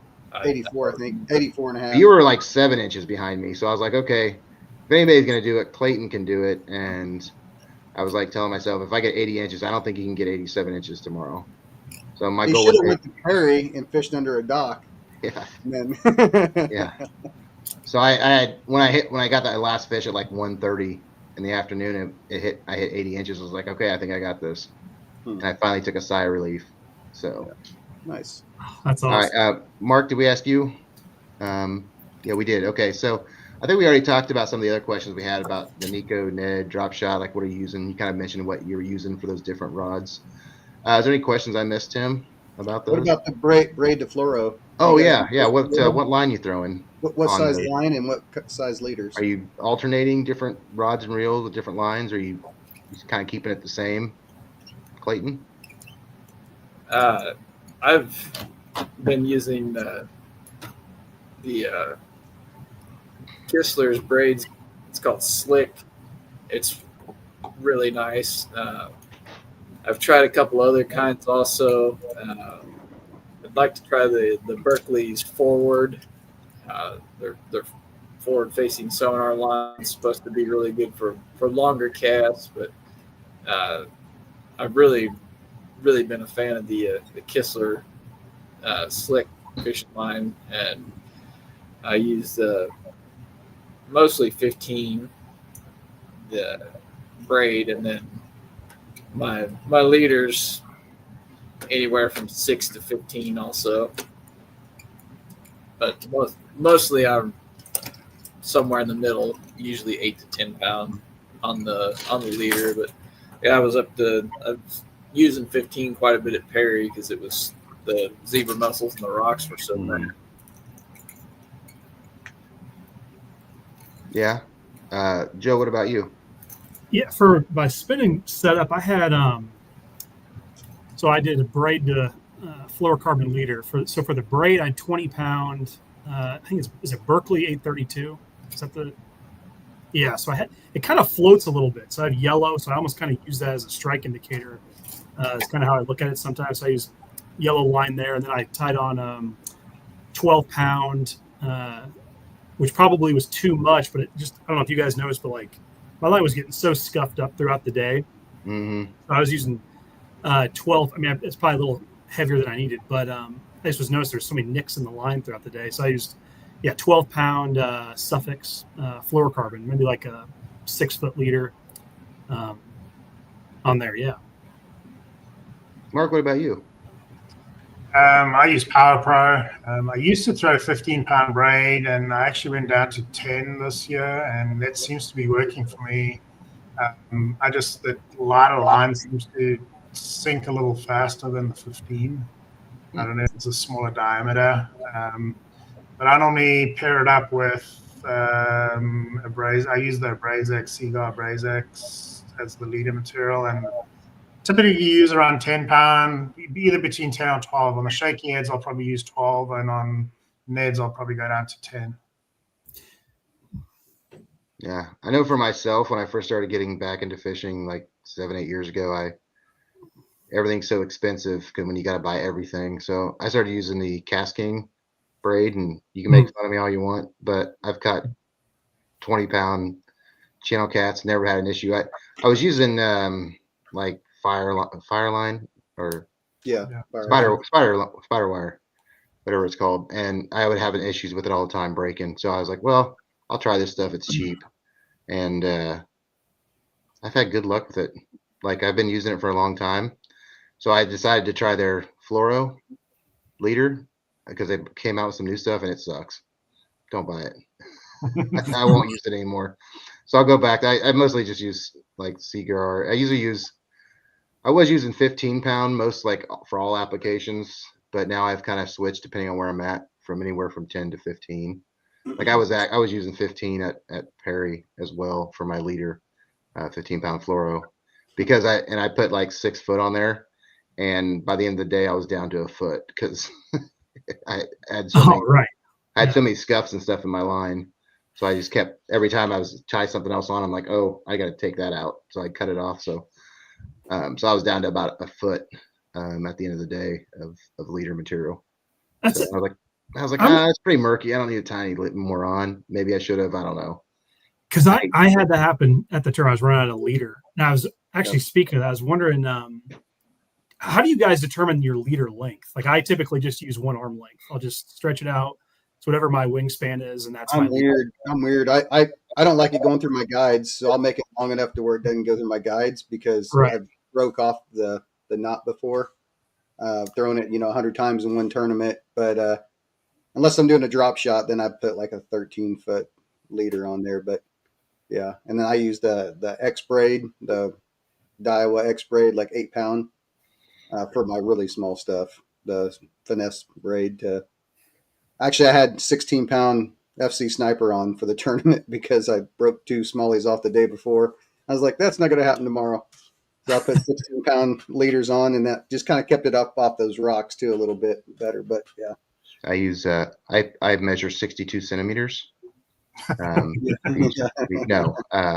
yeah, I do the same thing. I just do an arm's length, and but if I'm in clear water and it starts to get short, I will retie on to give me a little bit longer in clear water. But if I'm in really dark or muddy water, I'm not really as concerned about that long of a leader. But it's mostly because I don't have to tie it on.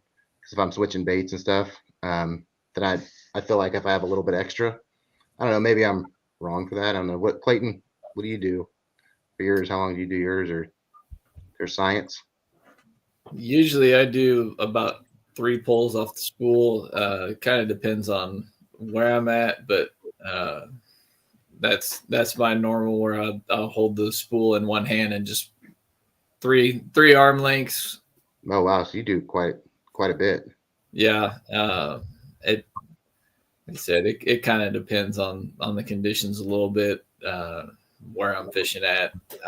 I started with a really long leader at Perry, and I actually went to a fairly short one later because I think the long leader was part of why it snagged, because the fluorocarbon sinks. So I think that line was sinking sinking down into the rocks and kind of making it so it was pulling more into the rocks instead of up out of the rocks. So, with your braid floating on the surface, it kind of helps you pull up away from the rocks. Then with like the Ned rigs, I like to kind of keep a little bit of a shorter leader because you get kind of a parachute effect because the braid floats on the surface. So when your bait's sinking and you start getting the drag of the line pulling down, that makes your bait kind of parachute down a little bit slower, because when a crawdad flips up, because I always assume that's kind of what your Ned rig's trying to imitate. When it flips up off the bottom, they go pretty quick. And then when they go back down, they go fast, but then they kind of turn once they get close to the water, and they parachute down slowly when they get close to the bottom. So I always figure that parachute effect, once it gets down closer to the bottom, looks a little more natural. That's kind of my reasoning for it anyways, but I don't know. It makes sense to me. Yeah. I don't know. You almost super interesting, because one thing I ran into an issue with, I don't know if you guys have had this, like when I do the one arm length, one of the issues I have is, it happened to me 3 times in our last tournament, is that knot where you're tying the braid to the fluorocarbon, it gets stuck up at the top, and it's too much where I can't, there's still too much to give where I can't net them. So there was a couple times I had to kind of do what Clayton did and hit that on my spinning reel to let line out and try to re-get it in so that knot would come through the top eyelet. Yeah. Mark, what do you do? I do 1 arm length and then probably about that much further, about three small pulls, because I don't like my knot going inside my reel. I normally have it so it doesn't go in the reel. It's just something that I've always done, and so it's about probably a rod length. And when it gets down to about 4 or 5 feet, I normally cut off and retie leader. I normally don't like getting too short of a leader with braid. I normally want at least 4 feet of leader at each time. So I'll cut off and retie if it gets down that short. What, Mark? What type of knot are you tying for that? Is it the Albright? It's the one that you make a little loop, you stick it in, you go. So I go seven turns up, and then I come down 5 or 6 turns and back through the thing, and then and that I've never had it that I break off at the knot. If I break off, it's always at the hook because of necks or whatever. So Yeah, I'm pretty confident with that knot. I wasn't in the beginning, but I'm tying it now. With 8 or 10 pound leader. If I break, it's at the hook. It's never at the knot. Nice. yeah. I have pretty good confidence. I do the same thing, and I had pretty good confidence in it until I tried to switch some different leader material, and I switched back on before Saturday because I was like, no, not using this anymore. Yeah. It was actually really disappointing, but thank you, Clayton. What knot are you tying? I'll tie an Alberto. I'd really like to learn how to tie the FG knot, but every time I get myself confident enough that I'm going to learn it, I go out in the garage for about 30 minutes and I give up and come back inside. I don't know how guys do that. I guess when you find videos and it says, fastest way to tie an FG knot in under a minute, no knot should take a minute to tie. But I guess it's a leader knot, so you shouldn't have to tie it a whole bunch. But especially sitting on a kayak, rocking backwards and forwards as well. Yeah, In the Kansas wind. they're talking about holding on to one end, and one end you've got in your teeth, and your toes, around your ears, holding the other part. I'm not gonna lie. I use my feet when I'm not wearing shoes. Your big hopping feet to hold the line. Yeah, I got monkey feet, so it's a skill I've learned. So I got a question for Clayton. So this last tournament, I actually took my leader off, and Drew Gregory does this. I use that Daiwa X braid 8-pound test. It's the finesse stuff. It's really fine. And actually, I put my tube on there without a leader because I got tired tying a leader knot, and he seems to just live by 8-pound test braid on everything without a leader. What do you think on that? Just a lighter, one size lighter rod, and you go for the extra. But I don't. I didn't lose a single fish on that setup. But yeah, I don't think in dirty water you'll really have an issue as far as fish seeing it. I think your biggest issue is going to be getting cut off on the rocks and the zebra mussels. That's, everybody's talking about having your line getting all scuffed up. That's the zebra mussels. You got the razor clams everywhere. So just dragging even a light bait through them is enough pressure that you'll have the little, just like little curly cues going up your line from where they've sliced the line. They're so insanely sharp, and braid does not like that. So. Okay, I was just wondering what your thoughts were on that.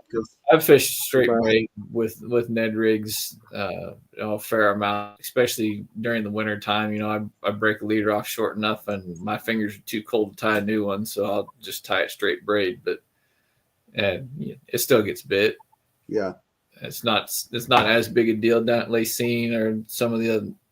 I don't think any of the lakes that I've fished during the winter time have zebra mussels, so it's not as big a deal. Then your visibility is, another concern. If the water's clear, and then your sink rate is another thing that you have to take into consideration because your fluorocarbon is not there sinking anymore. But that's shouldn't be a huge issue. Yeah, I was just curious. I didn't know. Joe, did we ask you what knot you're tying? I actually had to look it up. I didn't even know what the name of it was. It's the double uni knot. Yeah. You can do like I do, and I don't know. I just tell everybody, like, yeah, that's what I do. I've been tying it forever. I never knew the name of it. I had to Google it really quick. But it's just kind of like Clayton was saying. It's one of those things for me. I can tie it super quick, so it's super efficient. So when you break your leader off, in 30 seconds, I can have it tied up pretty quick. Whereas like some of these, like the FG knot, just looking at it, I've never tied that. But No. That's going to take some time. Yeah. So that double uni is at 7 down, 7 up through the loop. I don't even do that. I usually do 5 each way. 5, yeah. Yeah. And the reason I do that is I've had a couple times where I've burnt line if I do it too many. I don't know if that's exactly what's happening, but if I do too many, I mean, I always wet the line, but I have burnt line doing too many twists in there when I'm tying that knot. Okay. Yeah, back-to-back unis is super easy one to tie. Just lay the line side to side, loops, and just 5 or 6 times through and pull them tight. Mhm. I used to tie that one. It is a super easy knot to tie. It's not quite as in line, so like you're saying, you get stuck on the rod tip. That's because it's a little bit bulkier knot, but it is a really easy one to tie. I just switched in Alberta because it's a little more streamlined knot. Yeah, I was just looking at that you don't have as much issue with that Alberta knot going through your guides. You notice? No. Okay. Yeah, because I was having a lot of issues with that during the tournament. I just kept getting stuck on that first eyelet. Just take off the eyelet. That's what I do. Put a bigger one on. You do that very, very frequently when you flip Break the it. tip of your rod off so you got the second one. How many of you guys rods you carrying of each, bait casters versus spinning rods on your kayak for tournaments?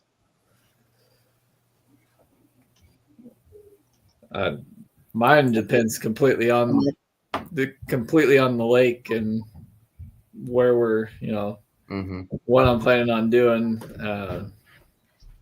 Perry, I think I had 6 spinning rods and 3 bait casters. Normally it's a pretty even mix, but then what was it when we did the road runner down at southeastern Kansas? I had 1 spinning rod and the rest were all bait casters. I had like 8 or 9 bait casters and 1 spinning rod. It just really varies a lot depending on the conditions and the lake we're fishing. Joe, what are you carrying? So kind of like Clay was saying, yeah, kind of the lake. Like if I'm fishing northern Missouri or up in Iowa, I usually have 5 bait casters and then 1 spinning reel with a wacky worm tied to it. But I'm learning more now as I'm fishing more in Kansas. Yeah, I'm going to start carrying more spinning rods with me. So yeah, I kind of just spin on the lake. But like our last term, I had 3 spinning rods and 3 bait casters on me. Yeah. Mark? I take 6 rods and I figure out which rods I need for that weekend. I can have 5 bait casters and 1 spinning rod, or I can have 3 spinning and 3 bait. Just to bait. This time I had 1 spinning, 1 BFS, and the rest were bait casters. Yeah, I almost always carry 4 and 4. Mostly because I've got about 8 really good rods, 4 bait casters and 4 spinning reels, and I end up only using 1 anyway, so it doesn't really matter. It seems like anyway. So yeah, isn't that how it goes? Yeah, usually if you use like 2 rods, even though you tie everything up, it usually just being like 2 rods.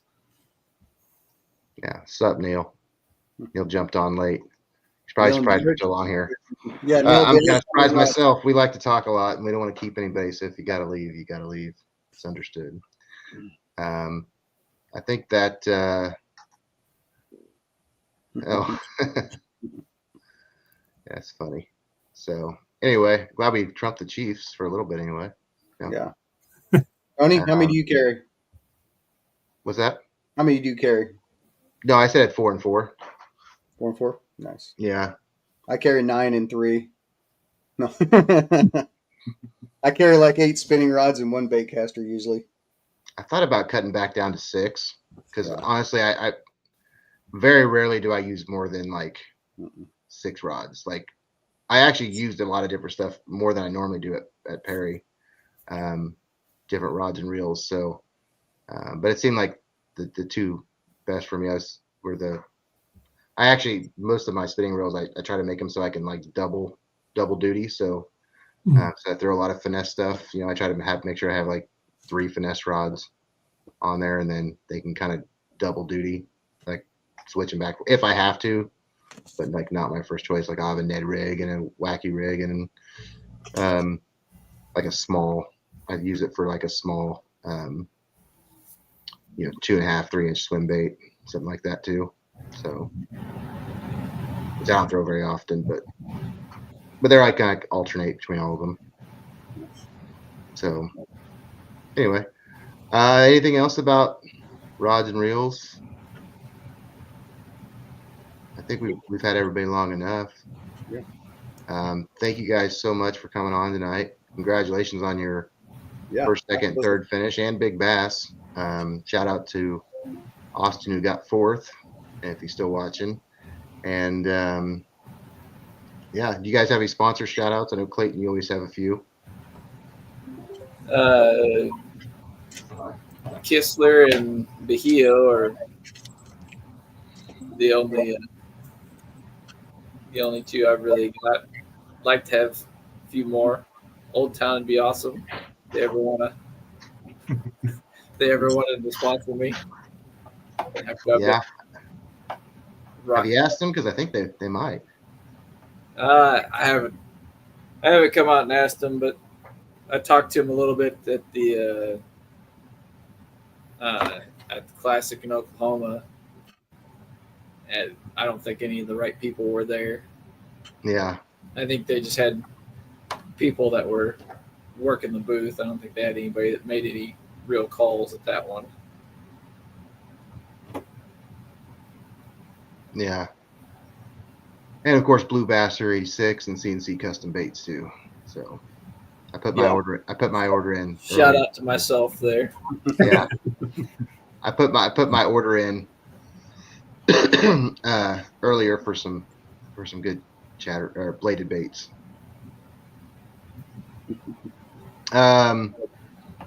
Joe, you got any social media stuff you do or? No, I don't. I'm not really on social media. I don't have any sponsors, just my personal credit card. That's all. Yeah. Any shout outs to friends, family members you want to give a shout out to? You can say you shouted them out on this podcast. Oh yeah, I guess I'll shout out to my friends and my wife who might watch this. So yeah, I'll shout out to them. All right, Mark.